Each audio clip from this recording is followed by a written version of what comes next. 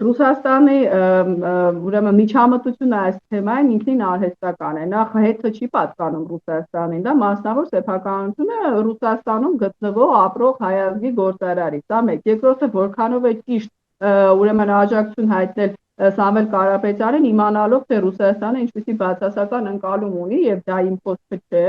այսօր Հայաստանում ես սա ճիշտ չեմ համարում Ռուսաստանի տեսանկյունից, կամ ինչ է նշանակում աշխատատեղեր է ստեղծել։ Մենք էլ ձեզ հետ երբ խոսում ենք, ասում ենք, եթե հեծին զրկում եք արտոնագրից, եթե Սամվել Կարապետյանը բանտարկվում է, իրավական հիմքերը պետք է ներկայացնել, ինչպիսի չարաշահումներ են տեղի ունեցել։ Արդյոք դա քաղաքական հետապնդում է թե ոչ, որ հետո չասեն Սամվել Կարապետյանը հենց որոշեց զբաղվի քաղաքականությամբ, նրան ձերբակալեցին։ Հիմա, երբ որ դատարանում կքննվի գործ, իմանանք թե հեծին ինչու են զրկում լիցենզիայից, ինչպիսի չարաշահումներ են թույլ տվել, հեծը կարող է ձեռք բերելուց են թույլ տվել այդ չարաշահումները, խոսում էին հավելագրումների մասին, չէ՞, պետական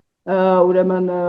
շինությունների, այսինքն բուժհաստատությունների, զինկոմիսարիատների վերաբերյալ, սա իշխանությունների հայտարարություններն են։ Երբ որ մենք իմանանք, որ դա սուտ է, մենք կարող ենք ասել, որ Մարիա Զախարովան ճիշտ է եւ Սամվել Կարապետյանի հանդեպ այս մեղադրանքները հանիրավի են։ Իսկ եթե դատարանում հրապարակային դատաքննության արդյունքում փաստեր ներկայացվի, որը ապացուցի, որ հեծը խախտել է